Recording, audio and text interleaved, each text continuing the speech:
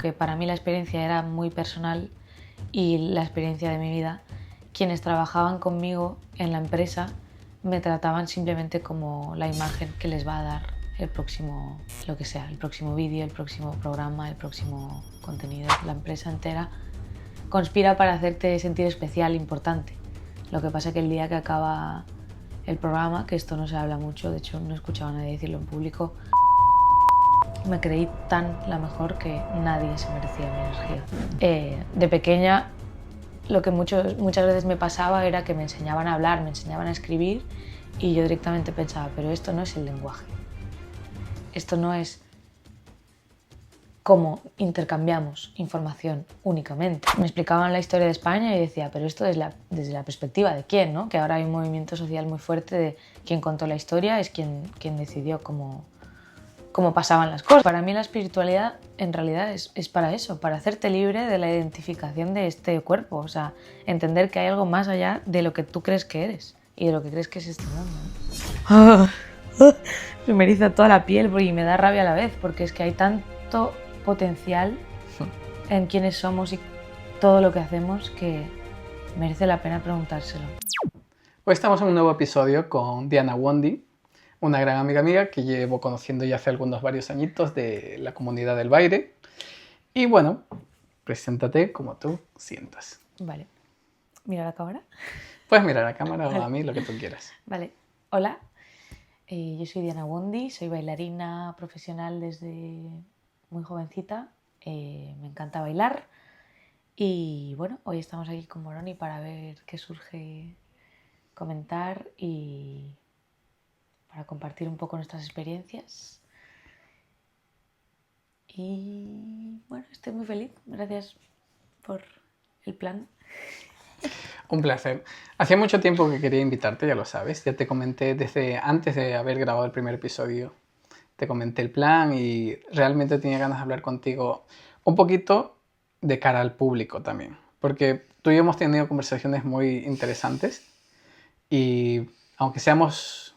Esto no lo sabe mucha gente, supongo que ha visto el podcast, pero yo era bailarín. No me dedico ahora profesionalmente a ello, pero durante muchos años de mi vida el baile ha sido todo para mí. Y en ese mundo yo descubrí como lo que es la batalla constante con el ego, por ejemplo, y lo que es no saber mirar afuera de algo que te consume porque lo amas muchísimo, pero que al mismo tiempo te consume de una manera amorosa o no tan amorosa, pero que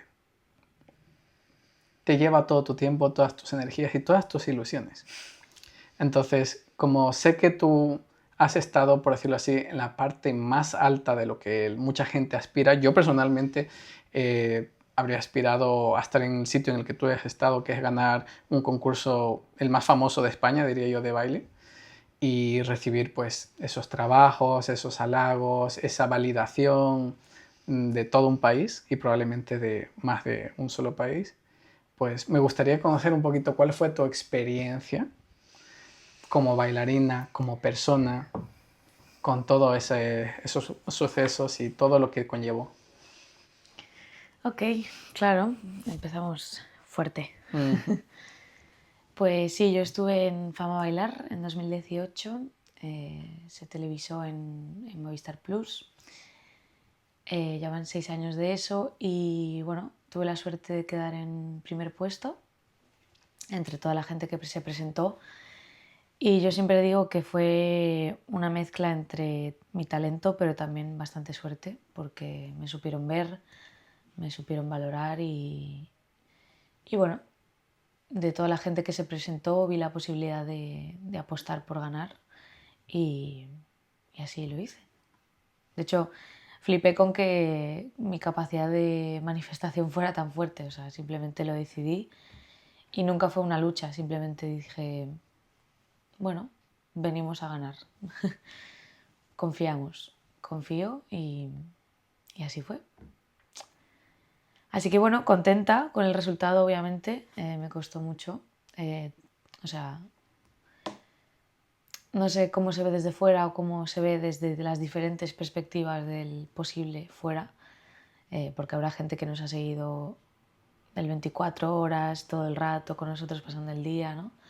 Y habrá gente que habrá visto algún vídeo y ya está, pero sin duda desde dentro es bastante intenso, bastante duro. Es, aparte de todo el esfuerzo diario, porque bailábamos todos los días a todas las horas que existen, excepto comer y dormir, era lo único que hacíamos, ni siquiera limpiábamos nuestra propia ropa ni nuestros propios platos.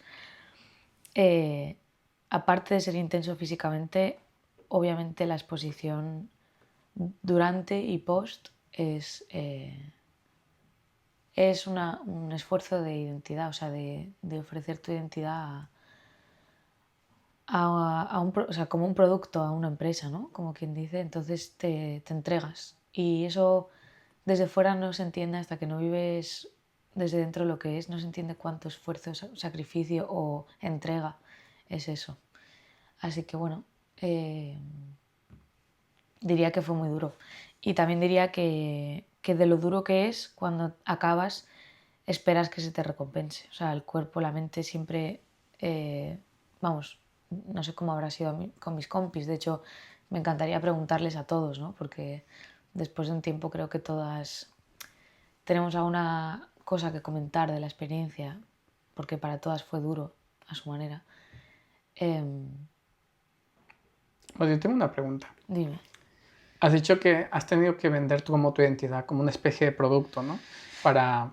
Claro. Entiendo que esto tiene que ver quizá con que el público empatice contigo, que te apoyen para poder seguir avanzando en el programa, porque al fin y al cabo el público tiene un peso muy importante en que tú sigas o no en el programa, que seas popular o no, influye mucho seguramente dentro de las decisiones, también no solamente tu baile.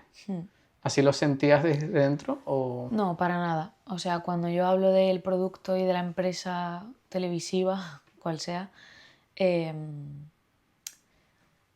no me refiero a que yo tuve que crear un personaje en la experiencia, sino que con el tiempo, una vez vista la experiencia con espacio, ¿no? Con todo este tiempo que ha pasado, entiendo que lo que hicieron de mí fue un producto.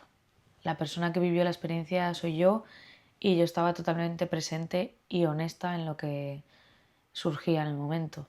Lo que pasa es que la cámara, cuando estaba ahí, utilizaba el contenido para crear de mí un producto. Es decir, mi imagen era utilizada como quien utiliza un objeto para que la gente lo mire y se enganche a comprarlo o a verlo o a apoyarlo en este caso, ¿no? Pero para mí lo interesante fue entender que aunque para mí la experiencia era muy personal y la experiencia de mi vida, quienes trabajaban conmigo en la empresa me trataban simplemente como la imagen que les va a dar el próximo, lo que sea, el próximo vídeo, el próximo programa, el próximo contenido, la próxima edición incluso, porque la gente me ve y entonces, o sea, tuve que con el tiempo aceptar que yo no era tan importante para ellos de lo que para mí fue la experiencia. Entiendo. Aunque en el momento en el que estás ahí sí que te lo venden. O sea, la empresa entera conspira para hacerte sentir especial, importante.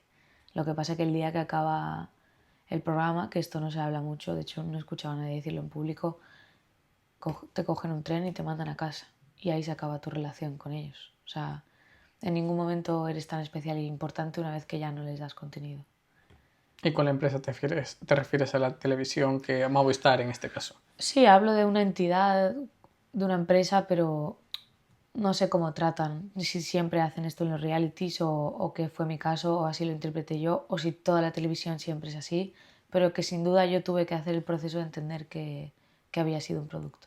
Volvamos un poco atrás, o sea, porque creo que se necesita un poco de perspectiva. Creo que debería preguntarte antes, ¿cómo empezó tu incursión en el baile? Porque has dicho que bailas desde muy pequeña, pero al menos yo creo que la mayoría de las personas pues bailamos en un inicio por diversión, ¿no? Como quien va a cursos de manualidades y eventualmente encuentras que el baile te brinda algo muy especial y que quieres meterle más tiempo y cuando te das cuenta no haces otra cosa que no sea bailar. Sí, efectivamente, a mí me pasó algo así. Yo muy pequeñita, antes de caminar, ya reaccionaba a la música y mi madre se dio cuenta, ¿no? Como en la tele sonaba algo y empezaba a levantar los brazos o me quedaba embobada mirando algo cuando bailaban y intentaba copiarles, aunque no supiera andar aún. Y mi madre dijo, vale, aquí hay algo. Y cuando tenía 4 años, pues dijo, vamos a llevarla a una escuela. Ella está segura, y seguramente fue así, de que me preguntó, oye, ¿tú quieres que te lleve a una escuela de baile? Y que yo firmemente le dije sí. Y también mi madre quiso ser bailarina de pequeña y no pudo. Entonces ahí hay una historia interesante de herencia, quizás de talento o de proyección por su parte, del sueño no cumplido, ¿no? Yo he pensado mucho en este tema, pero cuando ella me vio, pues claro, se puso muy feliz y le pareció súper bien. De hecho, siempre me apoyó y tengo esa suerte de que siempre estuviera ahí y siempre me llevó a las mejores escuelas y hizo lo posible para pagarlas, aunque como inmigrante para ella fue muy difícil porque somos de Ucrania. Y, y cuando estaba en una etapa del conservatorio ya más avanzada, con unos 16 años, que yo creo que a la gente le suele pasar más o menos a esa edad si ya está bailando, que se empieza a plantear el mundo adulto, el mundo profesional, el dinero, ¿qué es esto? ¿No? ¿Cómo lo quiero conseguir? Y yo simplemente, como bailaba todos los días, no sé si un día incluso me ofrecieron, oye, hay un trabajito que a lo mejor puedes hacer, o hay una beca, no sé qué, no sé cuánto. Y de repente pensé, un momento, esto puede ser mi trabajo. Porque claro, yo estudiaba bachillerato, estudiaba la ESO y a la vez bailaba. Y hubo un punto que dije, pero es que aparte de todo lo que estudio en el instituto, esto que estoy haciendo aquí también puede ser una profesión. Literalmente no era consciente hasta los 16 de que lo que estaba haciendo se podía convertir en mi profesión. De hecho, eh, hasta los 20 no decidí hacerlo mi profesión, aunque ya empecé a ejercer con 17. O sea, a los 16 dije, un momento, y empecé a trabajar. Pero me lo tomaba como un hobby, tipo, bueno, si me pueden pagar por ello, pues genial, pero si no me pagan, yo lo hago porque me encanta. Y con esa cero presión, claro, salía cada vez más trabajo. Y así fue que llegué a Fama con 20 años, que fue como, cero presión, esto lo haría gratis, ¿sabes? De hecho, me pasaba que mis compañeros estaban como, estamos en la tele, nos van a pagar poquísimo. Y yo pensaba, pero si me da igual lo que me paguen, si lo que importa es... Tú veías una gran experiencia. Aparte de la gran experiencia, tenía una mentalidad quizás muy inocente, no lo sé cómo lo vería la gente, pero de decir, pero si estoy haciendo lo que me da la gana, o sea, es la leche. Ya que me digas que puedo bailar todos los días con un montón de gente súper talentosa, con unos profesores de la leche, porque yo además fui al casting de Fama por los profes, no por nada más. O sea, ¿será que no ha habido intentos de programas televisivos de baile que evidentemente a primera vista se notaba que no iban a ningún lado? Y cuando hicieron la publicidad de Fama vi a los profesores y dije, es que no tengo dudas, tengo cero dudas. Claro, me dices que estoy bailando con ellos todos los días, es que puedo pagar yo, ¿me entiendes? Me da igual. Con el tiempo y con toda la experiencia y procesando la información entendí que efectivamente estábamos vendiendo mi identidad también y que eso es un dinero que está bien obtener, pero por eso, por el sacrificio energético simbólico que conlleva que de repente eres un personaje público, que de repente tienes que, bueno, seguir o sea, una serie de cosas ante el público si quieres seguir ese personaje, o sea, siendo ese personaje, o sea, mantener una serie de normas que ya no hay vuelta atrás, ya no puedes dejar de ser personaje público, ya no puedes dejar de... Sí.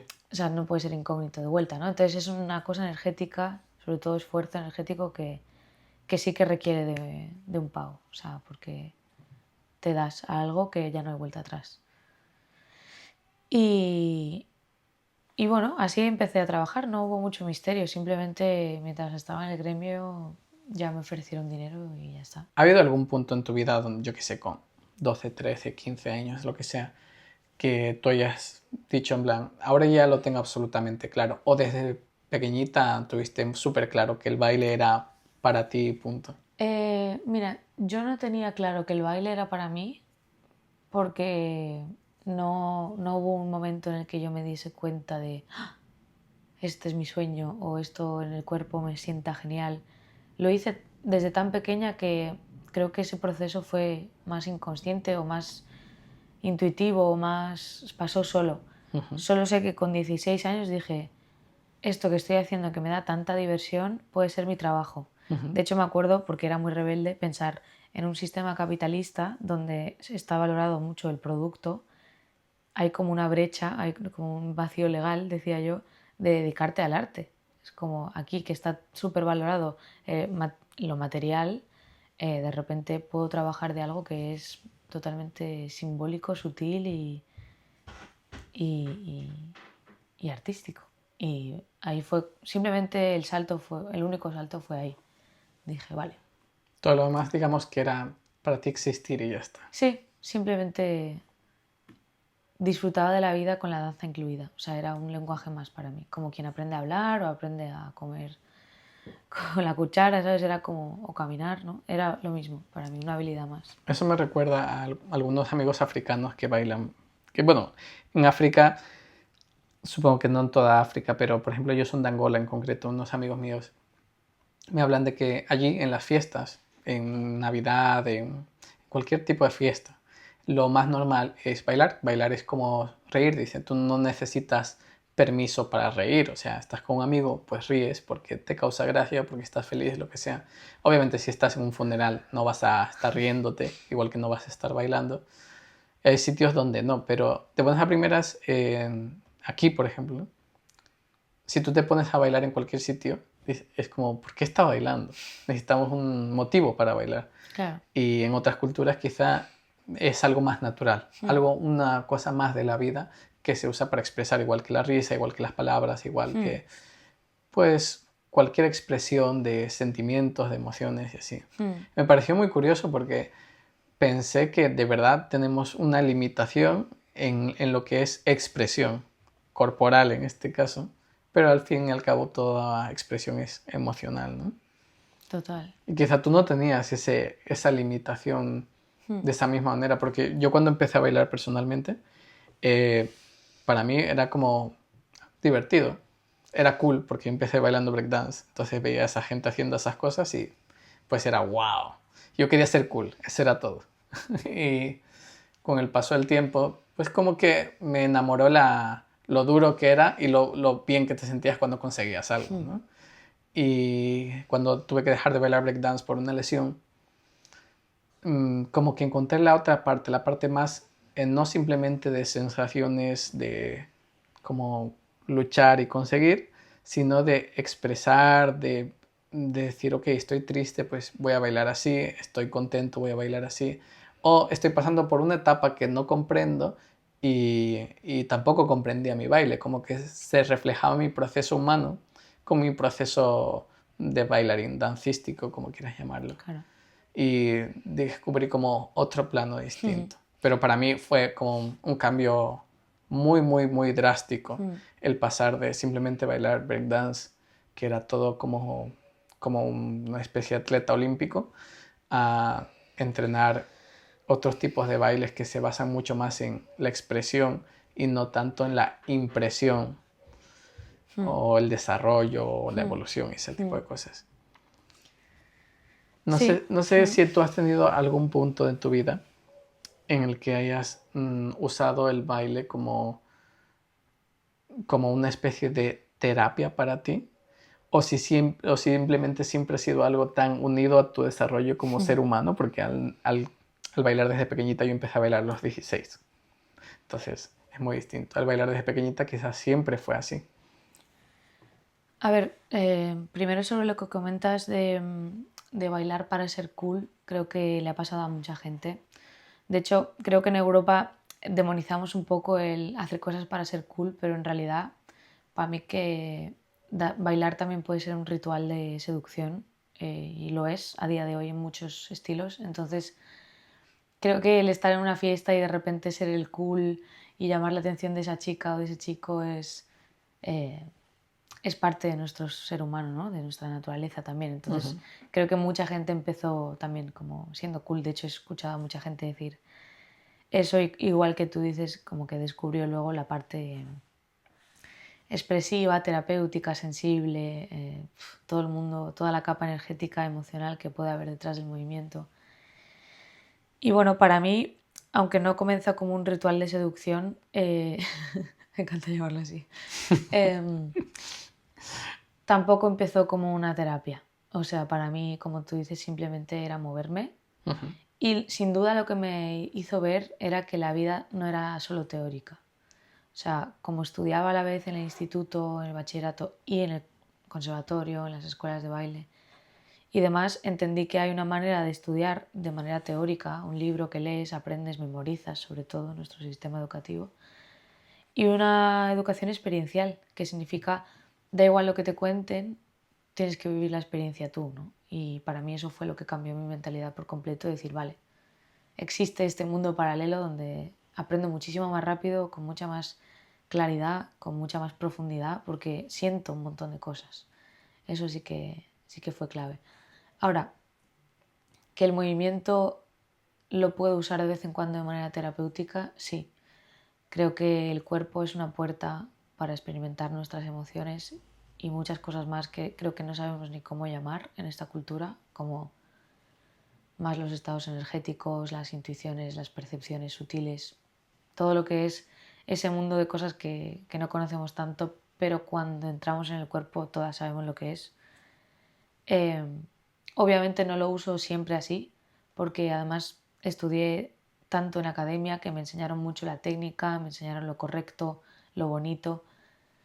Hoy en día me encanta bailar buto, que es por ejemplo un estilo totalmente contrario a lo correcto y lo bonito. Es una danza japonesa que busca mucho el bailar la sombra, lo feo, lo grotesco, lo extraño, ¿no? Todo lo que se ha considerado que no es del código de la danza clásica, por ejemplo, o la danza culta, que se le llama.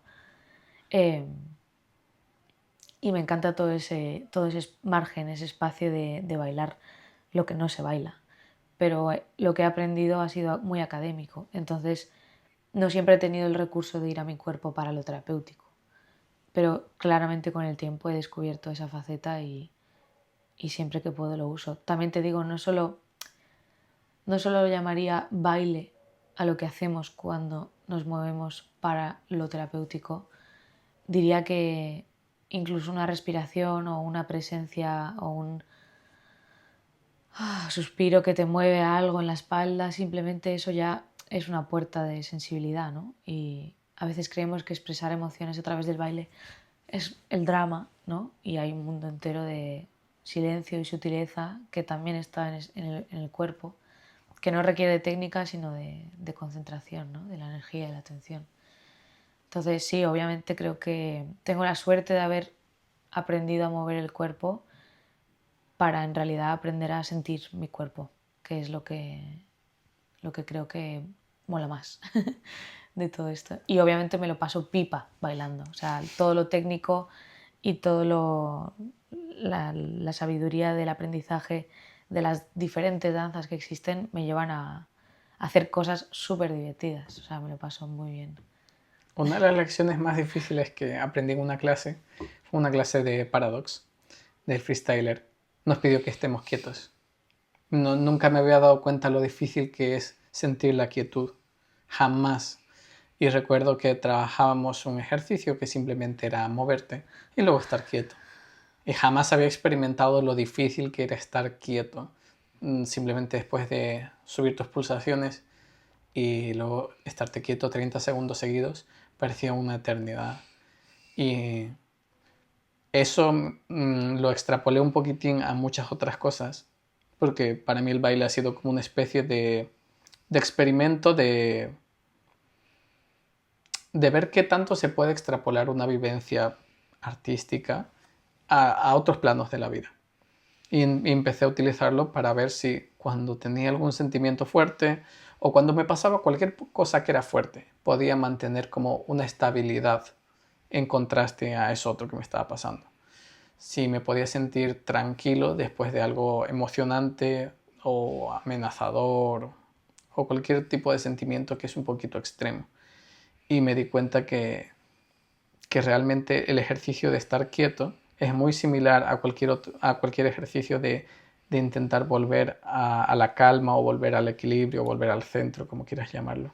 Me pareció muy curioso que los bailarines dicen, ¿cómo os movéis? ¿No? El comentario este general que nos suele dar la gente. pero la quietud es lo que hace que exista el movimiento, ¿no?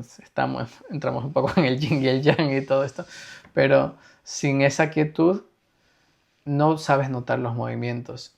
Y a mí me cambió mucho la vida cuando empecé con 21 o así a bailar otras cosas. Y empecé a notar lo incapaz que era de no hacer nada.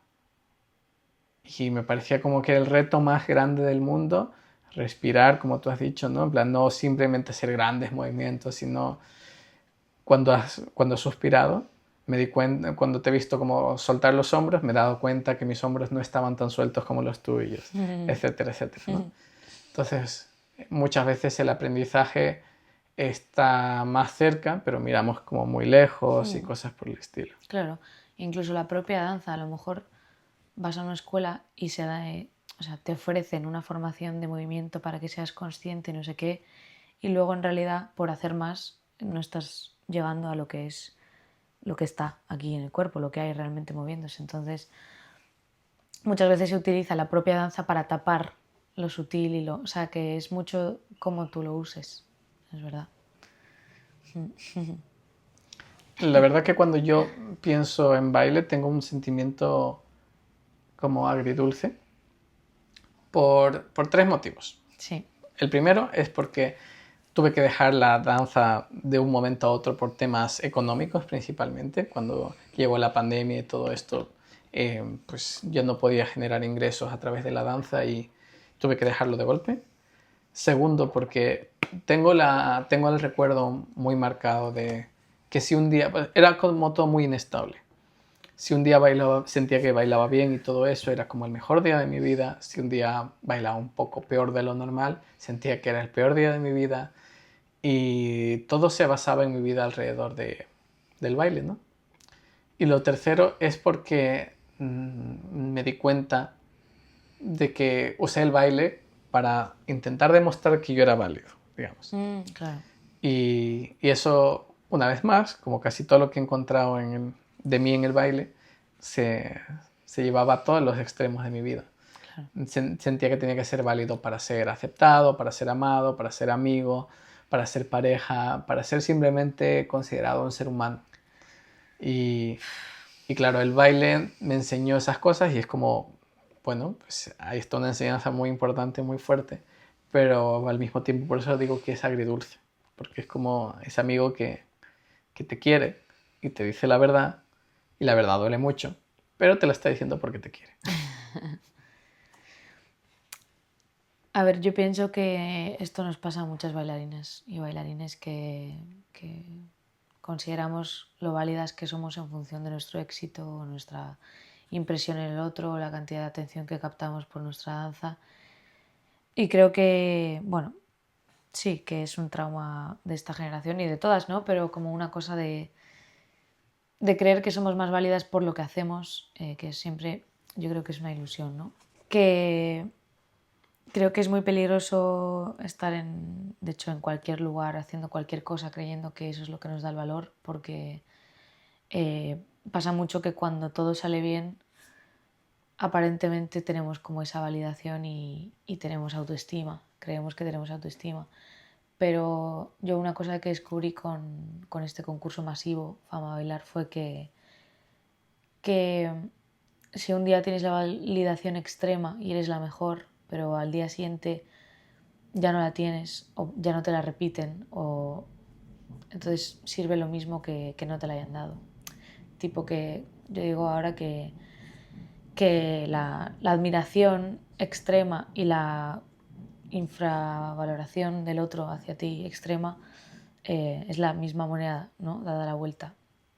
Que de nada sirve que te comparen para ser la peor que para ser la mejor. O sea, en cuanto hay una comparación con el otro, eh, ya sea real, tipo que tú te comparas, o simplemente en tu mente una sensación de que hay ese juego de jerarquías, no sé si me estoy explicando, pero vives en una ilusión. Entonces, ya sea que creas que tienes que hacer ciertas cosas para ser valioso o ser mejor que alguien para ser valioso, todo eso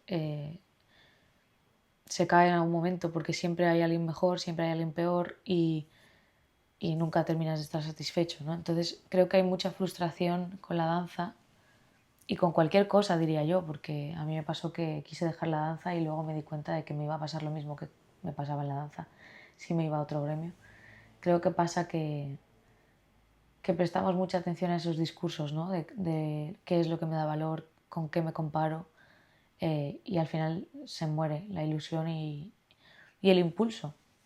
Entonces que lo único que funciona es pues ser la mejor versión de ti misma para ti misma comparada contigo misma, o sea, como nada más, ¿no? Y no esperar para nada que eso sea valorado o no valorado externamente porque la expectativa, o sea, la expectativa nos corrompe, nos come. Y, y yo necesité entenderlo. A mí en la comunidad que estuve el año pasado viviendo, me dijeron, un premio te dura en la estantería unos días, luego quítalo. Tipo, ya está.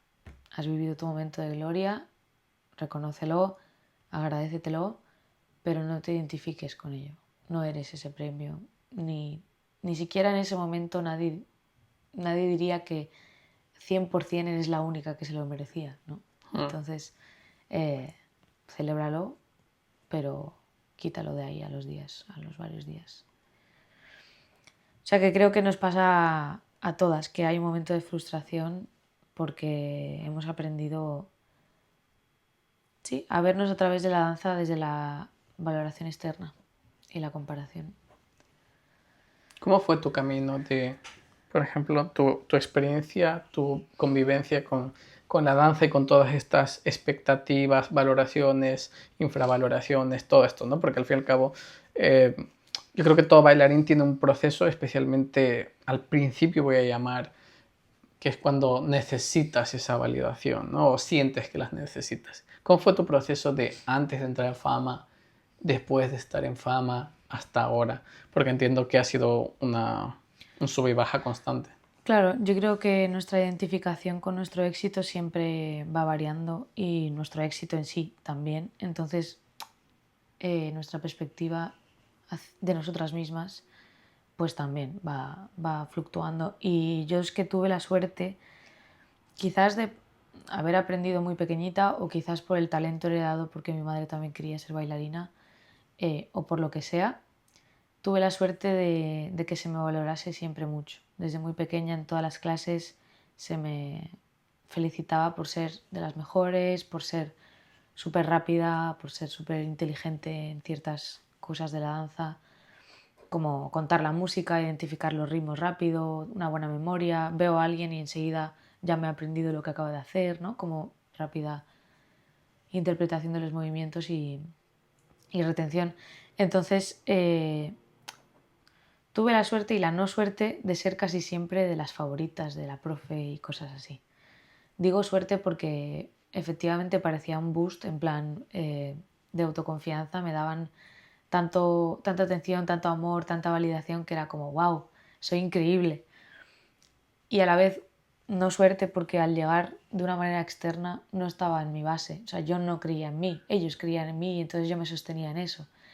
El problema de que yo no creyese en mí y que sí lo hicieran ellos es que cuando se fueron me, me caí de un séptimo piso, ¿sabes? Porque hasta fama, hasta los 20 años, lo que pasó de ser siempre la favorita fue que increíble. Lo que pasa que llegado a un estándar de, madre mía, he llegado a fama, he ganado el primer premio, ya no hay nada mejor que esto, empecé a rechazar un montón de trabajos, empecé a esperar de mí algo muchísimo más, tipo me voy a LA y ahora bailo solo con cantantes increíbles o cosas así. No sé ni lo que fantaseaba, porque si hubiera sido clara la fantasía, hasta lo habría intentado cumplir, pero siempre tenía una expectativa de algo idílico mejor que lo que había hecho y no existía nada a mi alcance. Entonces dejé de trabajar, dejé de bailar, dejé de abrirme a las experiencias y la gente dejó de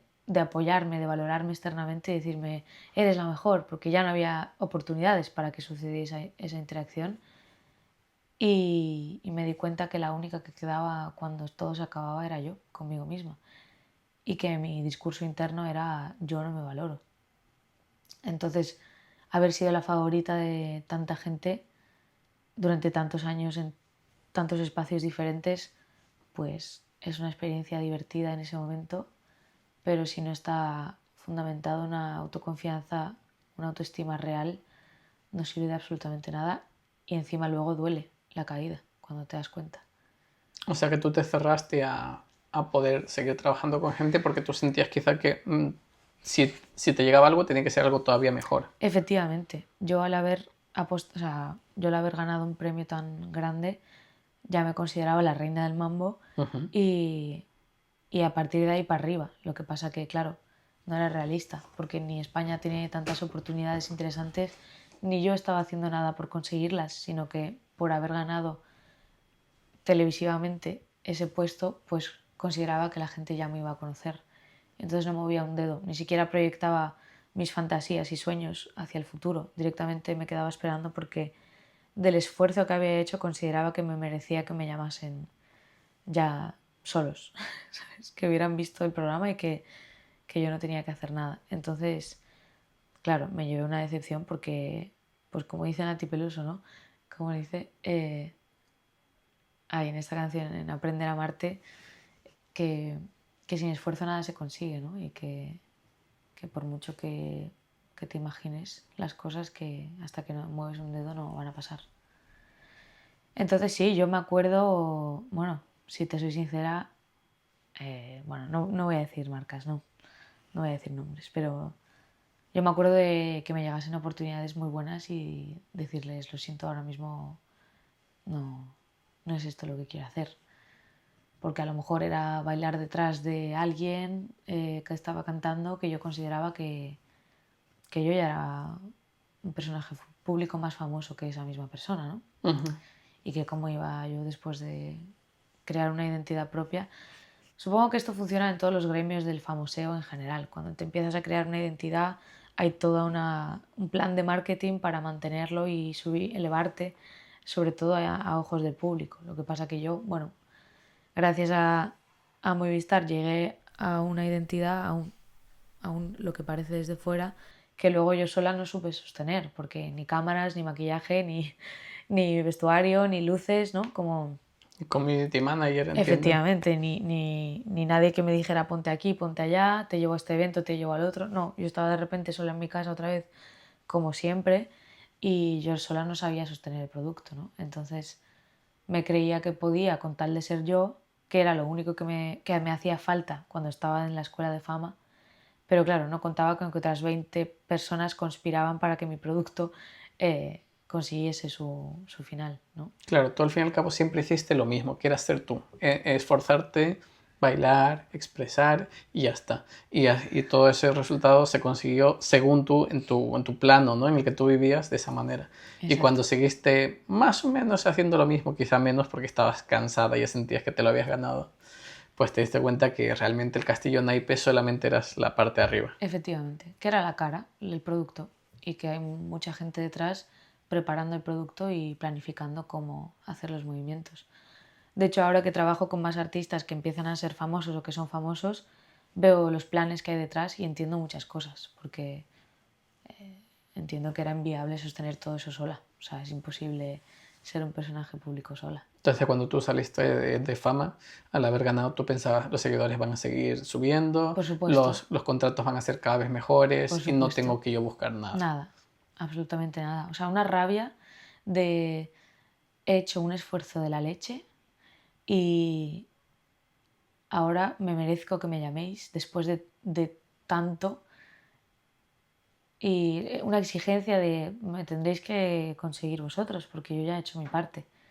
Y en realidad no, porque yo había hecho mi parte en un equipo enorme que había conspirado conmigo para hacer un gran producto, pero yo no tenía tanto mérito como desde fuera parece. Sí, tengo talento, sí, tengo técnica, sí, me esforcé mucho, pero la gente que estaba ahí dentro también y tuve la suerte de caer en el lugar y el momento adecuado, porque es que además los estilos que se hacían dentro del programa me venían al dedo, me llegas a poner otro estilo y a lo mejor me voy a la primera semana, ¿sabes? No lo sé. O sea que tuve la suerte de estar en el momento y el lugar adecuado. De hecho, si se hiciera, por ejemplo, el Fama de hace tantos años, hoy en día, yo creo que ni me cogerían, porque no soy tan explosiva ni tan televisiva como un reality show de los de antes requiere, ¿no? No tengo tanto chisme, o sea, no tengo tanto, ¿sabes? Sí, claro, no tengo salseo. Yo soy una tía, de hecho, hacia afuera y hacia adentro muy espiritual en la medida en la que yo entiendo esa palabra. eh, y eso a la tele de antes no le interesa en absoluto, ¿no? Como... Ok, abramos esa puerta, que me interesa mucho.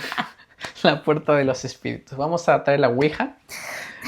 Vamos a ponerla aquí. Nos echamos un cluedo. Pero nada, a ver. Espiritualidad. Has dicho según tú lo entiendes.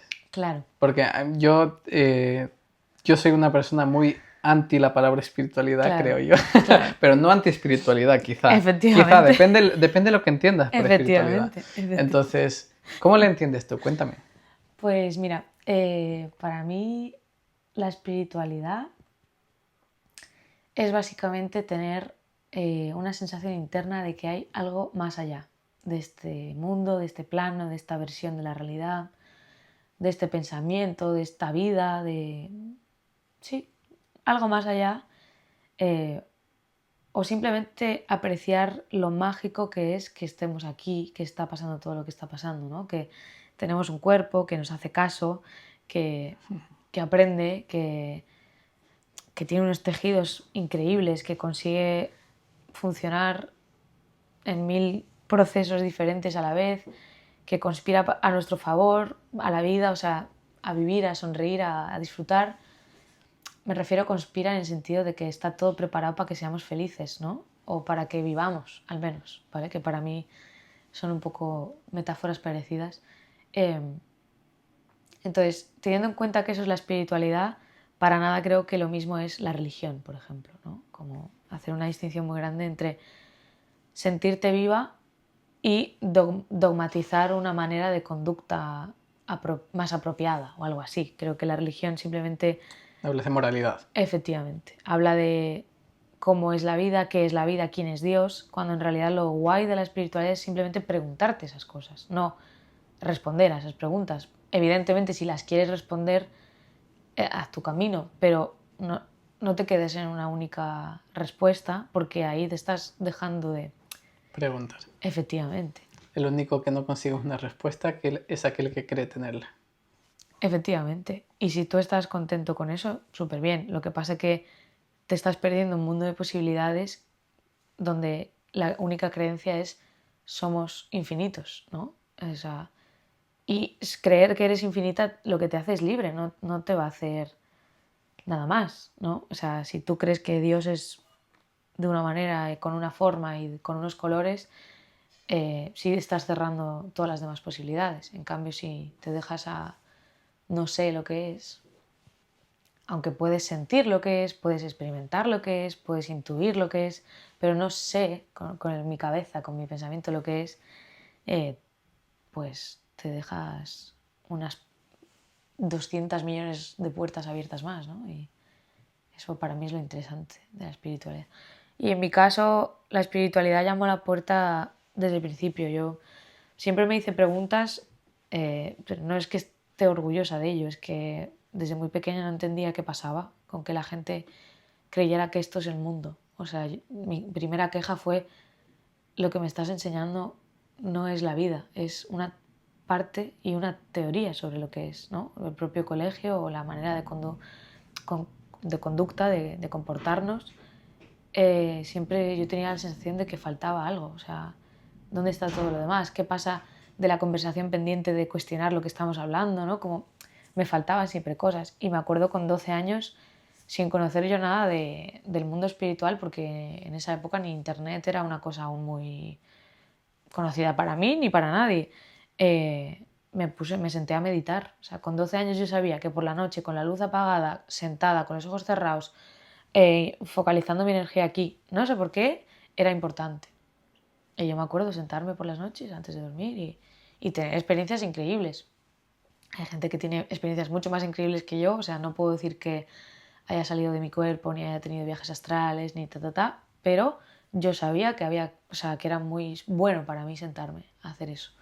Y con el tiempo, claro, entendí que había un montón de gente que tenía la misma sensación, que había prácticas de un tipo o de otro, empecé a probar, a descubrir más sensaciones y dije, es que esto sí, porque eso que me faltaba de pequeña era que decía, porque nadie está hablando de todo lo demás que no estamos hablando, quiero decir, hablamos de 2 más 2 es 4, pero ¿y lo que está fuera de eso qué? ¿No? Como, pues toda esa frustración se fue porque entendí que había un montón de gente con las mismas inquietudes y sentándose por las noches a meditar, igual que yo, ¿sabes? ¿Has tenido una educación o unos orígenes cristianos o religiosos de algún tipo? Porque es que la forma en la que hablas parece que estás hablando de... yo sí, por ejemplo, yo me crié en la iglesia mormona, de hecho de ahí viene mi nombre, mi madre me lo puso por eso, y que mi madre es muy creyente de la iglesia, sí. Y claro, yo tengo un poco, o sea, me veo muy reflejado en las cosas que dices porque en la iglesia pues te hablan de las teorías, la parte teórica de cómo vivir tu vida. Luego, al experimentarla, pues la vida es mucho más compleja, ¿no? Mucho más diversa. Te hablan de, puede ser bueno o malo, y hay como 27 salidas dentro de bueno y otras 200 dentro de malo. Y claro, no se parece nada, ni parece honesta la forma de enseñarte. O sea, para mí es un poquito manipulativa la forma en la que las iglesias, en términos generales, no hablo de la iglesia mormona, ni hablo de la católica o musulmana, whatever. Estoy hablando de todos los tipos de moralidad. Se basan en esto es correcto, esto es incorrecto, sin matices. Y yo siempre veía como los 27.000 matices que había en cada cosa y decía, ¿por qué nunca hablamos de esto? Y por Qué eso bueno, digo que me he sentido muy como reflejado en lo tuyo. Y por eso pensaba que quizá tú también tenías un origen, qué bueno. no sé. Bueno, sin duda que si nos hemos conectado después de tantos años tú y yo es porque algo de eso está en los dos, ¿no? Como la pregunta de qué hay más allá y por qué no estamos hablando de esto. O sea, que qué guay que me cuentes también esto porque no lo sabía que había sido así para ti. Yo no he estado en ninguna iglesia, no he tenido que acudir a ningún espacio a la fuerza, ni me han intentado dogmatizar a nivel religioso. Obviamente, lo que pasa es que la estructura está igual en todas partes en Ujú. Europa. O sea, es en la escuela que te enseñan las cosas, esto ha sido así, y esto es así, y, entonces, y es en la iglesia, y es en la casa, ¿sabes? Está en muchas partes, ¿no? Yo he tenido la suerte de que en mi casa nunca se me dogmatizara de una manera explícita y concreta. Aunque obviamente, bueno, he crecido solo con mi madre y obviamente ella tiene sus creencias y que ella simplemente las ponga en práctica o que me las explique ya es una manera de ver la realidad. Pero yo sin duda siempre tenía la sensación de que solo son maneras dentro del mundo de posibilidades, ¿no? Y tú hablas del bien y el mal, que tan obsesionados están en las diferentes religiones y a mí me parece una broma. O sea, no existe ni el bien ni el mal, existe una percepción y un sistema de valores que en ese momento nos hace creer que el bien y el mal están posicionados en algún lugar, pero es que además en la misma situación diferentes personas en diferentes momentos habrían dicho diferentes cosas opinando el bien y el mal sobre lo mismo y yo lo único que me ha funcionado últimamente descubrí el Tantra Shivaita, que el Tantra Shivaita es como de lo que se conoce como el Tantra más antiguo que nos llega. A diferencia del Tantra neoeuropeo este que ha llegado ahora, que es relacionado con la sexualidad, no tiene nada que ver con las prácticas sexuales. El Tantra Shivaita habla de, dicho con mis palabras, del poder interno y la libertad interna que está en ti a través de prácticas y de no dogmas, ¿no? Entonces, ha sido como el único grupo, digamos, practicante que yo he encontrado que rompe el dogma, ¿no? A pesar de todos los demás que se ponen de acuerdo en hacer un estatuto de lo que sí es el bien y lo que es el mal. ¿Qué es el tantra como tal? A ver, hasta donde yo sé, porque yo tampoco sé mucho, el tantra que ha llegado aquí a Europa es el resultado de pues culturas y prácticas de de otros países que desde aquí nos han llamado la atención y hemos decidido encasillar en la sexualidad. Aquí creo y opino y he escuchado también que por todo el tabú que hay aquí con la sexualidad, ¿no? Como que de repente se unieron el conocimiento que nos llevaba de ahí con el tabú sexual y parecía que encajaba. Y creo que ha sido una serie de casualidades que han desvirtuado el concepto del tantra en general, que para mí es simplemente una práctica de presencia hacia una misma y de liberación interna. ¿Qué significa eso? Pues simplemente en la práctica sentarte a meditar y no creer en un dogma. O sea, entender que Dios está en ti, que está en todas partes y meditar hasta sentir eso. Que eso es otra cosa que no hacen muchas religiones, la experiencia. O sea, te dicen la teoría, pero en ningún momento te sientan a meditar o te sientan, o bueno, a lo mejor te invitan a que reces, pero no te explican por qué puede ser interesante rezar y qué hay realmente detrás de la experiencia.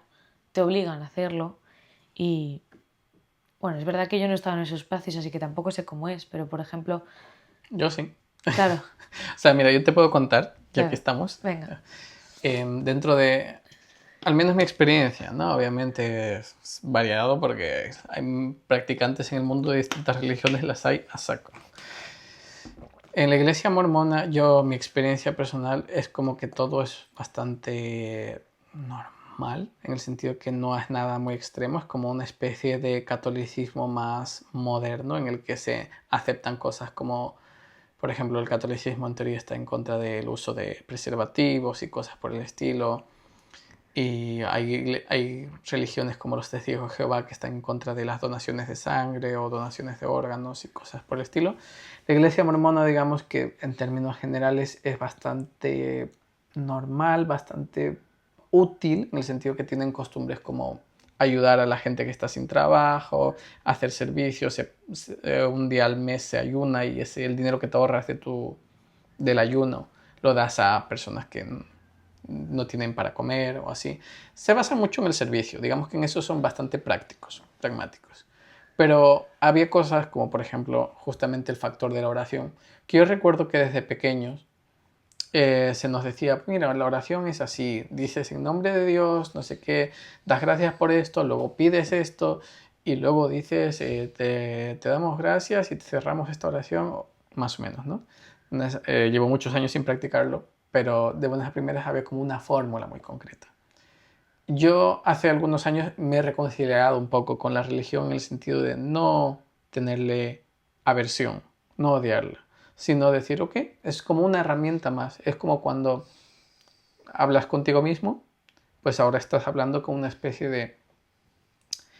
Y voy a llamarlo Dios imaginario, no pretendo ofender a ningún creyente, pero me refiero a que para mí es expresar mi sentimiento de gratitud cuando hago una oración. Acabo de volver de estar con mi familia en Latinoamérica y claro, a la hora de comer me pedían a veces, haz la oración. Y para mí la oración de bendecir la comida seguía teniendo ese esquema porque es lo que a ellos les resulta familiar y no hay nada malo en ese esquema, pero yo ya lo veía más como una conversación de decir, me siento agradecido de tener este cuerpo, de tener salud, de poder comer, de poder estar rodeado con mi familia y espero que estos alimentos me sienten bien, me hagan sentirme fuerte, me den la oportunidad de estar mañana otra vez aquí sentado con mi familia y demás.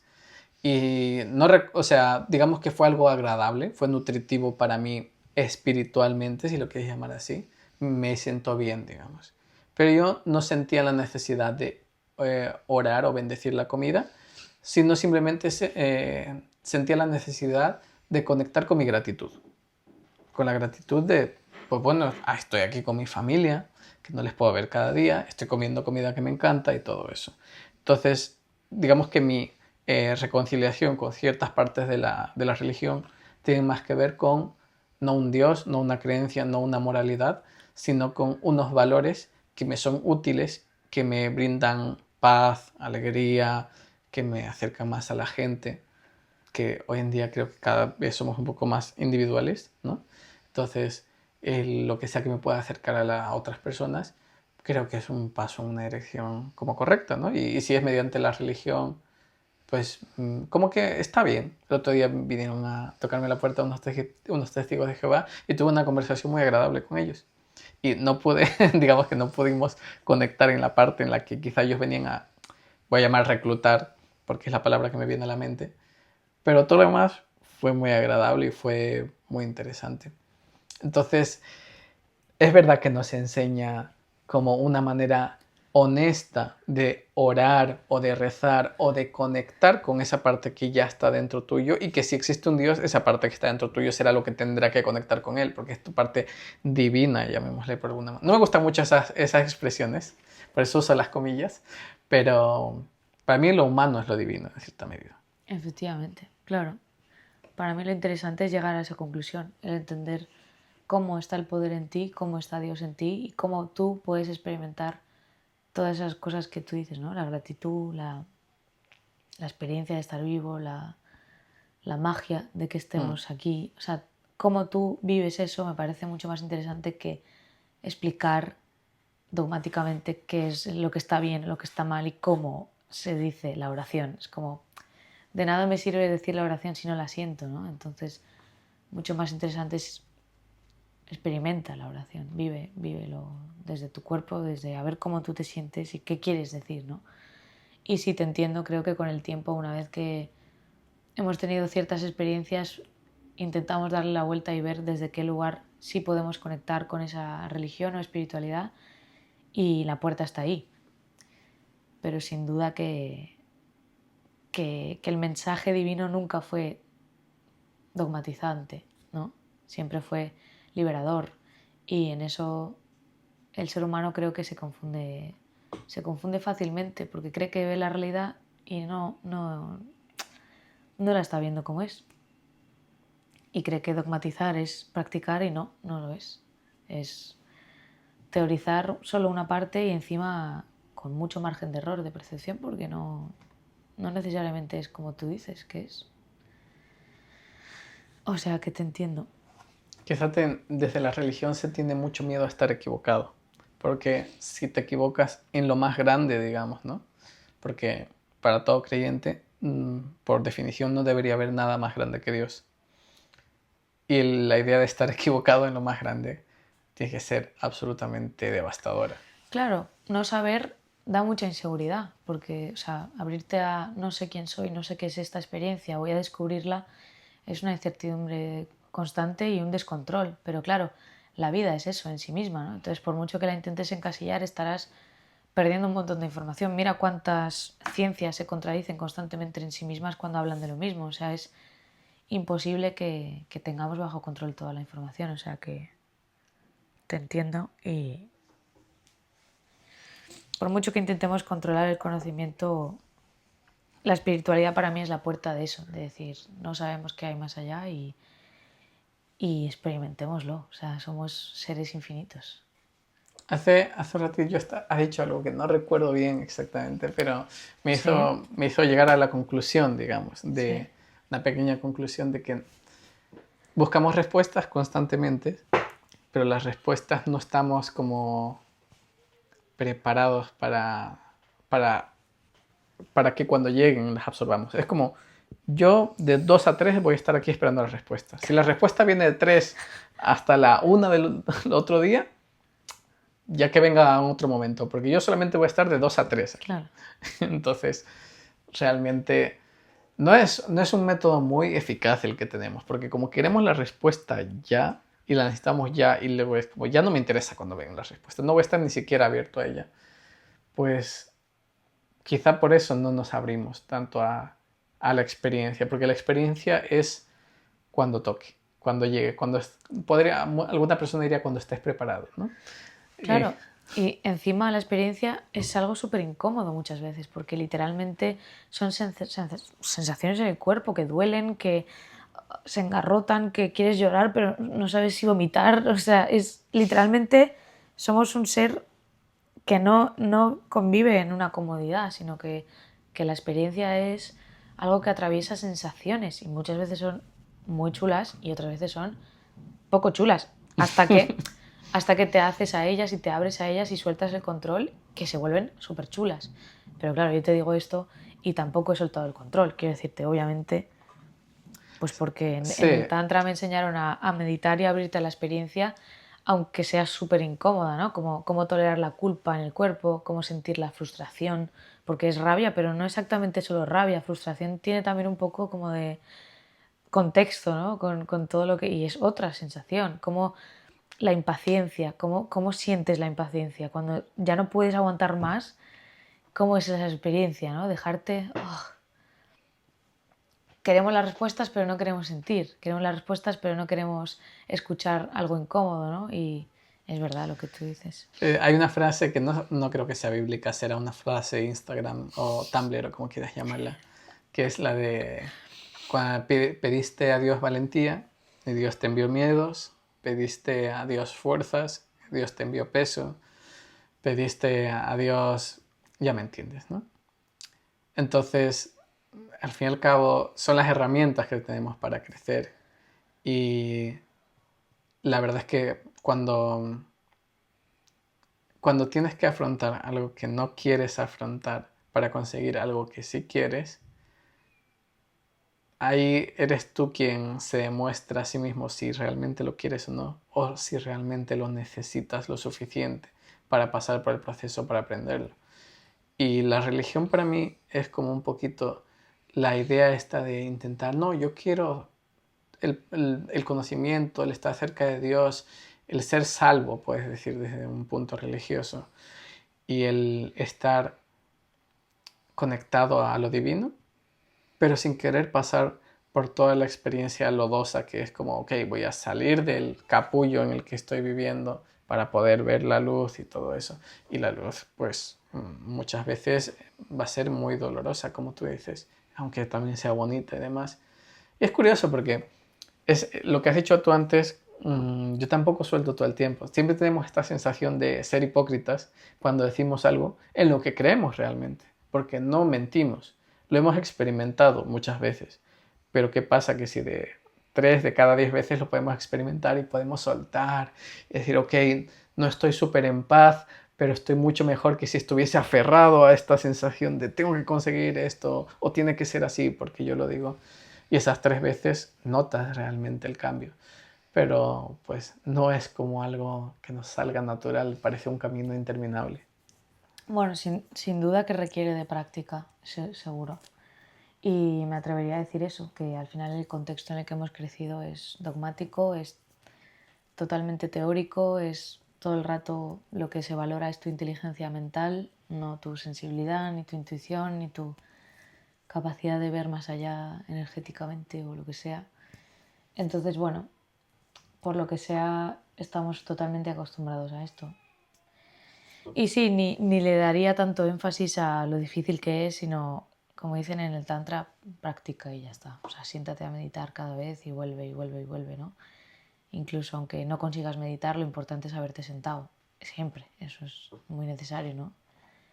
A sentir lo que hay y ya está. Y a aprender por tu experiencia. Es que lo único que te va a enseñar que de toda esa teoría y ese dogma es cierto, es lo que vas a sentir.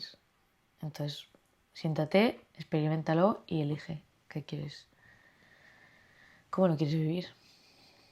Pero sí, yo estoy muy lejos de soltar el control todo el rato. O sea, incluso en esta conversación estamos todo el rato hablando, no estamos haciendo otra cosa que no sea hablar, cuando a lo mejor este podcast tiene un potencial emocional, energético, práctico, experiencial que no estamos barajando, ¿no? Estamos hablando en un plano totalmente mental, teórico, de lo que creemos que sabemos. Lo que luego sea la realidad o cómo lo pongamos en práctica no pasa aquí, no pasa en esta conversación, no pasa en esta teoría, pasa ahora cuando yo salga a la calle y tenga que enfrentarme con una mochila gigante otra vez al universo, en el mundo. Bueno, estoy sola, ¿cómo se siente estar sola otra vez, ¿no? Como, y eso, todo ese control que está todo el rato, ¿no? Como... Enfrentarse al universo. Me gusta. La frase para mí es como que denota mucho que, que en términos generales todas las personas no aceptamos lo que sea que venga, ¿no? Y eso no, supongo que es normal, supongo que es normal, porque quiero decir, lo que es desconocido da miedo en todos los aspectos, incluso muchas veces sí es bueno. Pero No sé si alguna... Tú has jugado videojuegos desde pequeña, ¿verdad? Sí, otro tema, me encanta. Igual que yo. Todo junto. Bien, es Sí, que es pero es lo que... mismo, todo es lo mismo. Sí, todo, para mí todo está conectado. Pues para mí, o sea, para todo el mundo todo está conectado, lo sepan o no. Bien. Pero el tema es, si nos tomáramos la vida como muchos videojuegos, porque en muchos sentidos es un videojuego, simplemente sería divertido. ¿Sabes? Cuando te sale un boss en un videojuego y te toca huir, no te frustras y lloras. Dices, eventualmente voy a poder volver a por este boss. Y Efectivamente, te emociona volver a por ese boss. claro. Y para mí la espiritualidad en realidad es para eso, para hacerte libre de la identificación de este cuerpo. O sea, entender que hay algo más allá de lo que tú crees que eres y de lo que crees que es este mundo, ¿no? Más allá. Cuando dices más allá, Claro. ¿puedes explayarte más? Sí, antes lo he pensado, digo, estoy diciendo más allá, pero no estoy especificando a qué me refiero. Em, Sin duda, al haber crecido en una sociedad materialista, que para mí lo que significa es que se le da valor a lo material, pues nos hemos identificado más con el cuerpo, ¿no? Y con el cuerpo y con quién es este cuerpo, ¿no? Con su historia, de su pasado, su futuro, sus mientras. Em, Literalmente valoramos la persona que hemos construido, el producto que hemos construido de este ser, ¿no? Hay otras culturas que valoran otras partes de la vida, del ser, ¿no?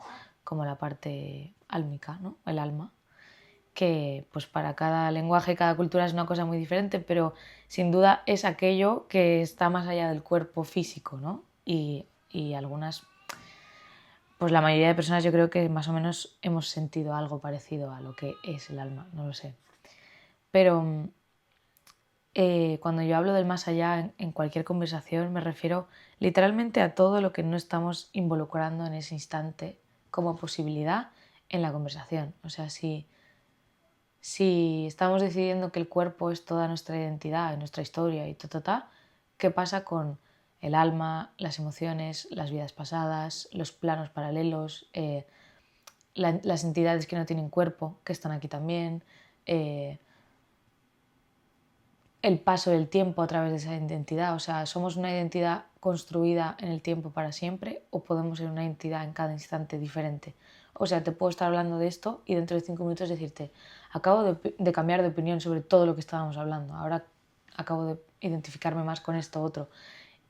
Identificarte con las dos y tener en cuenta que hay una posibilidad de no identificarte con ninguna de ellas y ninguna de las que se te ocurran, sino entender que la mente tiene un funcionamiento de mecanismos, por ejemplo, que decide esto es prioritario ahora para tu supervivencia, voy a creer en esto. Ahora esto, pues voy a creer en esto. Y entender que eso, por ejemplo, no es lo único que hay en nuestro procesamiento de información, sino solo una parte que procesa de una manera. La intuición, la sensibilidad, lo sutil, la emoción, todo eso que está más allá de lo que consideramos la identificación del cuerpo y del yo y de todo. O sea, decir, yo soy yo, pero ¿y si tú y yo somos lo mismo? Literalmente, tipo, en otro espacio-tiempo estoy en ese cuerpo, que si yo quisiera a lo mejor aprendo la habilidad de saltar ahora mismo a tu cuerpo y puedo vivir la experiencia ahora porque defino que el tiempo no es lineal o que no me controla a mí, sino que yo lo controlo a él, me lo planteo y abro esa posibilidad. O sea, todo lo que te puedas imaginar más allá de identificarte con el yo, en este caso, en esta conversación. De pequeña, lo que muchas veces me pasaba era que me enseñaban a hablar, me enseñaban a escribir y yo directamente pensaba, pero esto no es el lenguaje, esto no es cómo intercambiamos información únicamente. Claro. Decía, y la telepatía, y el silencio sin lenguaje, y lo no verbal del cuerpo, y las emociones que vibran y se sienten. ¿Qué es eso? Ahora lo digo así como para poner ejemplos, pero en ese momento era simplemente, sé que esto no es lo único que se puede hacer para hablar, para comunicarnos, perdón, porque hablar me imagino que es con el lenguaje, pero comunicarnos y así con todo. me explicaban la historia de España y decía, pero esto desde la perspectiva de quién, ¿no? Que ahora hay un movimiento social muy fuerte de quien contó la historia, es quien decidió cómo pasaban las cosas y qué pasa con el otro bando, qué pasa con los que pasaron por al lado y vieron desde fuera, qué pasa con los que estuvieron dentro literalmente del meollo y ya no viven para contarlo, ¿no? Todo eso que ahora se habla mucho, yo en historia era absurdo que me enseñaran lo que me enseñaban. O sea, yo todo el rato decía, pero ¿y esto quién ha decidido que fue así? ¿Y por qué han considerado que esto era importante contarlo así? Porque a mí, ¿qué más me da que pasara, yo qué sé, ¿no? Pero todos esos detalles que aprendimos, tipo, no, pues pasó allí, en este momento, ok, pero ¿cuál es la esencia de lo que pasó? ¿Qué pasó realmente? Y encima, quizás hasta quienes lo contaron no tienen ni idea de la esencia de lo que pasó. O sea que, ¿cuánto secreto hay en esta historia además, ¿no? Como a lo mejor hubo un romance y la guerra empezó por eso y nadie lo sabe. Pero a nivel sutil, ella le dejó a él y, ¿sabes cómo se armó una guerra civil o se armó una guerra entre países y no lo sabemos porque es energético. Alguien deja a alguien y es muy claro, pero lo que pasa hasta que ese boom sucede es algo muy, muy energético, muy íntimo, ¿no? Entonces, ¿qué hay más allá? Es una pregunta que abre todas las posibilidades que hay más allá de ese dogma, esa frase, esto está bien, esto está mal, o sea, ¿y qué hay más allá? Bueno, y de hecho este tatuaje que tengo aquí, a ver, se verá así. Sí, se ve. Este tatuaje es de Si una lo puedes peli. poner delante del micro para que se vea mejor. A ver. Ahí está. Ah, sí. Ajá. Esta es la peli de... ¿Cómo se llama? ¿La llegada? ¿La Eso llamada? es La llegada, La sí. llegada, sí. Se confunde a veces con La llamada porque hay otra peli que se llama La llamada. La llegada, el único tema que trae a tratar es nuestro lenguaje define nuestra percepción del tiempo. Y esto es una frase en un lenguaje que no se escribe linealmente, sino circularmente y a la vez. O sea, todas las partes de esta frase se escriben a la vez. Entonces no hay un principio y un fin, solo hay un mensaje. Perdón, pero no era al revés. ¿No es como la percepción del tiempo define nuestro lenguaje?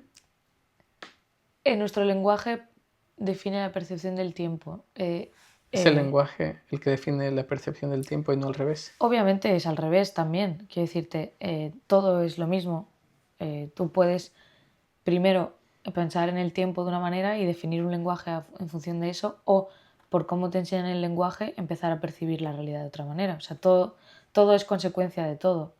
Si empiezas Sí. por un lado o vas al otro. No sé si conoces la película Todo en todos lados, en todo al mismo tiempo, creo que se Vale. llama. Todo en todos lados al mismo tiempo, si no me equivoco. Mm. Básicamente habla un poquito realmente de lo que has estado hablando, que sí, de que hay líneas temporales que se suceden, que están todas las posibilidades, literalmente las infinitas posibilidades en todos.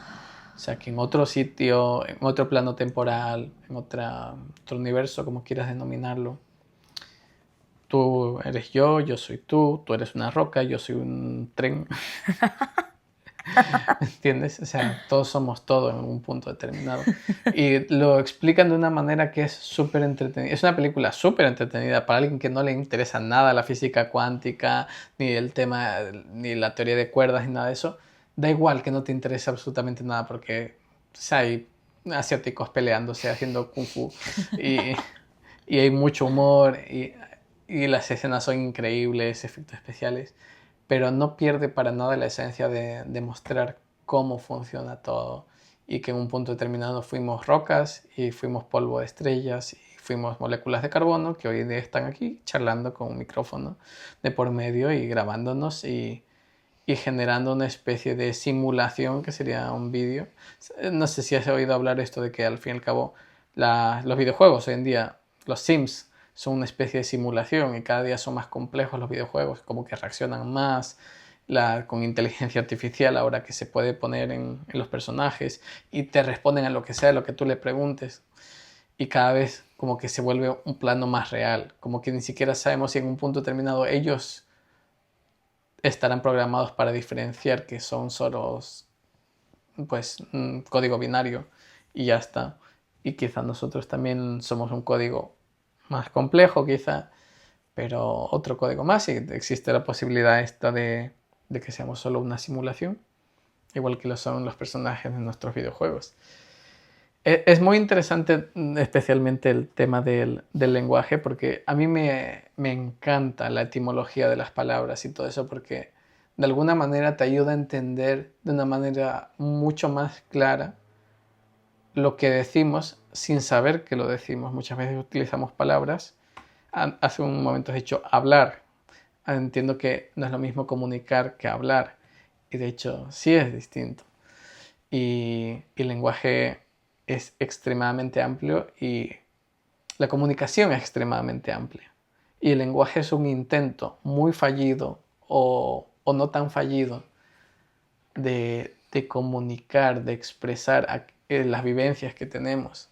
No, alguna vez habrás escuchado que en determinadas lenguas hay palabras como en náhuatl, que es una lengua de México, está el término apapachar, que es como abrazar con el alma, que es súper bonito. Luego palabras especialmente en japonés como ikigai o no me acuerdo cuál era la otra. Sí, Pero o aquí mismo en el País Vasco donde estamos rodando, yo aprendí que, ahora no me acuerdo cómo se dice bruja, pero nosotras decimos bruja en el castellano y suena simplemente una serie de letras juntas, pero ellas cada vez que dicen bruja dicen creadoras de realidad, que es algo bastante diferente a, por ejemplo, culturalmente, socialmente lo que entendemos por una bruja después de todo lo que pasó, ¿no?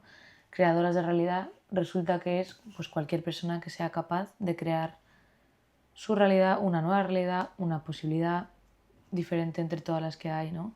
Y eso somos todas, ¿no? Entonces, de repente, hablar en un lenguaje que tiene introducido la etimología te abre la visión y te das cuenta de que primero eres capaz de crear una realidad que ni te lo habías planteado a lo mejor, ¿no? O sea, que 100% que el lenguaje marca la diferencia, ¿no? sí, yo aprendí una palabra que quizá o sea, si hay alguien, algún escaldón zarra que no me odie, por favor, si la digo mal, pero es aspáldico, que es como cuando saludas a alguien como con mucha efusividad, cuando ves a alguien y te alegras mucho de verle, es como una especie de hola, pero bienvenido, ¿sabes? Ah, No es qué como bueno. hola, sin más, sino que es una especie de bienvenida, de abrazarle con el saludo. Es que es un ritual ya, o sea, ya no es hola, que no sabes ni qué significa, es, yo qué sé, ven a mi corazón, ¿no? O sea, te entrego todo lo que tengo porque estoy feliz de verte, o sea, madre mía, cómo cambia la cosa. Saludar, viene, entiendo que viene de salud, al fin y al cabo, ¿no? De desearle salud. Ah, qué bueno, No lo sé, no lo pero había pensado. lo doy por Ah, hecho. pues no lo Saludar, sé, pues como no lo sé, ChatGPT lo enfermar sabrá. sería como darle enfermedad, ¿no? Saludar sería como darle salud, Qué como bueno, que le deseas salud, ¿no? increíble. Entonces, hoy en día, en cierta medida, ya no saludamos, No, claro. ¿sabes? Entonces, simplemente cumplimos con un protocolo social Eso es. El dogma se ha convertido en la práctica y no tiene sentido. Ha y perdido. perdemos el sentido por la práctica sin conciencia. Se me eriza toda la piel y me da rabia a la vez, porque es que hay tanto potencial en quiénes somos y todo lo que hacemos que merece la pena preguntárselo, al menos un poco, el qué somos y qué podemos hacer y qué hay más allá. Oye, hagamos esto cada semana.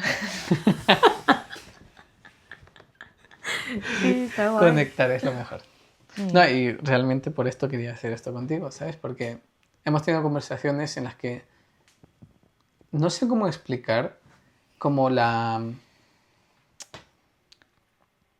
ya sabes que yo soy muy de imaginarme cosas, como muy gráficos, y en cierta medida yo a veces me he sentido como un árbol que tiene muchas raíces por las que no circula nada, por las que no hay savia, no hay nutrientes y demás.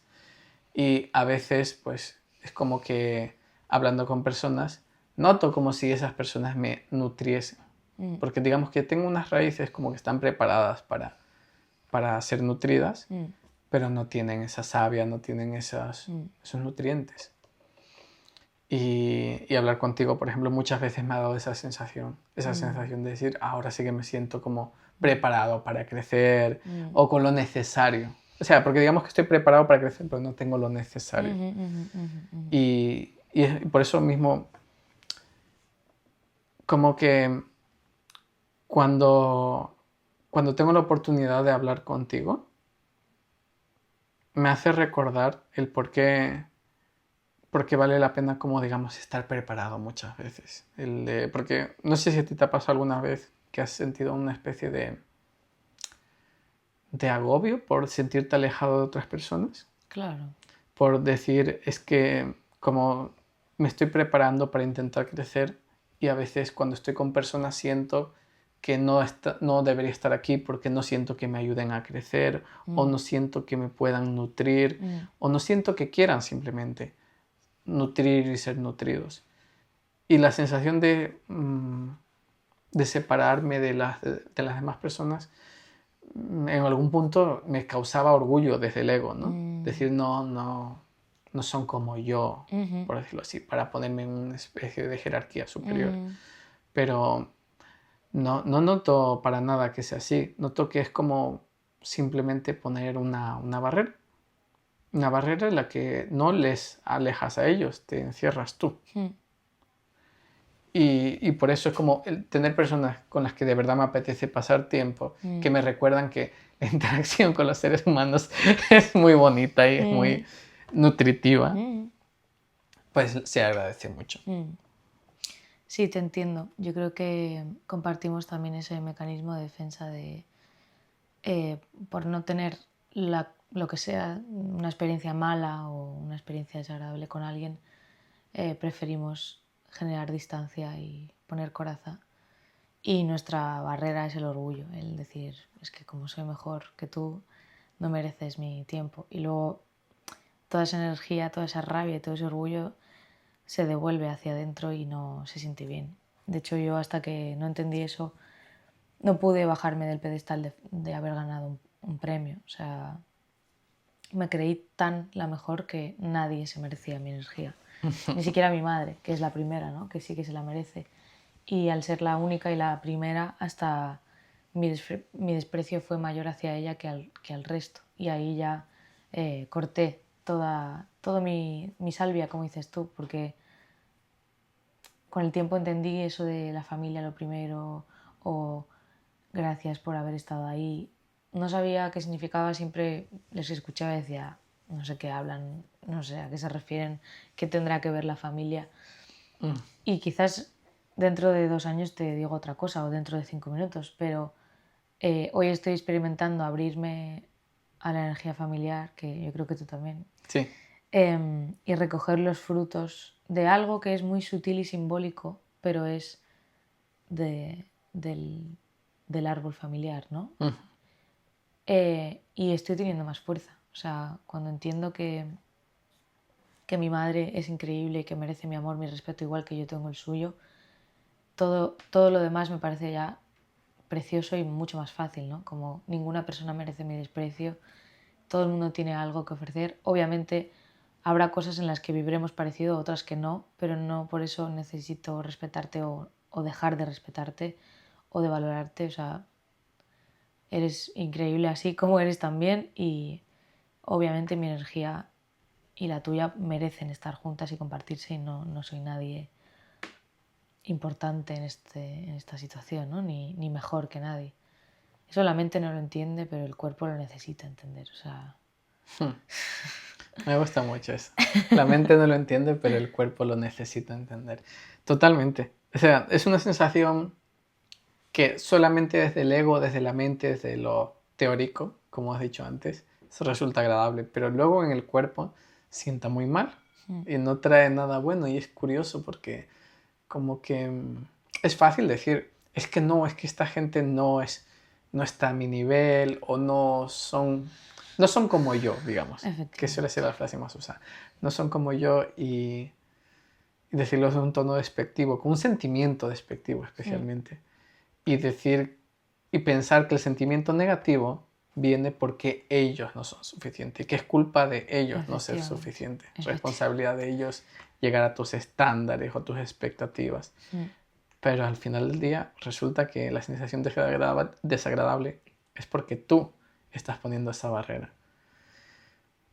Es muy difícil, para mí al menos, evitar entrar en ese juicio, pero lo que sí me doy cuenta es que puedo caer en la trampa y luego trepar para salir de ella. O sea, no caer en la trampa, no estoy en ese nivel. No, para nada, lejos. Pero sí que ahora puedo como caer en la trampa y decir, ups, en la trampa, salimos. Ups, en la trampa, salimos una y otra vez. Y Qué digamos bien. que ya no me siento culpable por caer en la trampa, digamos. Pues, Qué bien. digo, bueno, pues mis errores, mis Claro. cosas. Qué bien, me alegro. Como última pregunta, porque no quería que se, o sea, no quiero que esto se quede sin responder. Me gustaría saber qué es para ti ser bailarina. ¿O qué es el baile para ti? No lo sé. No sé lo que es ser bailarina para mí. A ver, Ujú. ahora mismo, para mí, ser bailarina, en mi mundo metafórico y de todo mi mundo personal también, obviamente, es cumplir con una herencia, es decir, honrar un talento que me ha dado mi familia. Corresponder con él en el sentido de ofrecer al mundo mi energía y no ser como exquisita con entregarla o, como decíamos antes, bloquearnos y no darnos, sino incondicionalmente repartir y compartir esa energía y hacerla más grande, apoyar a otros que lo hacen, obviamente, sin la comparación, sino con el agradecimiento y la admiración de tener gente tan bonita, tan artista, tan sensible y tan creativa al lado. Y ya está. Creo que también quiero ganar dinero haciéndolo. No voy a decir que no está pasando eso. O sea, literalmente quiero trabajar y poder valerme por mí misma y ser independiente económicamente. Creo que eso depende mucho de mí. Antes pensaba que dependía del resto si yo tenía trabajo.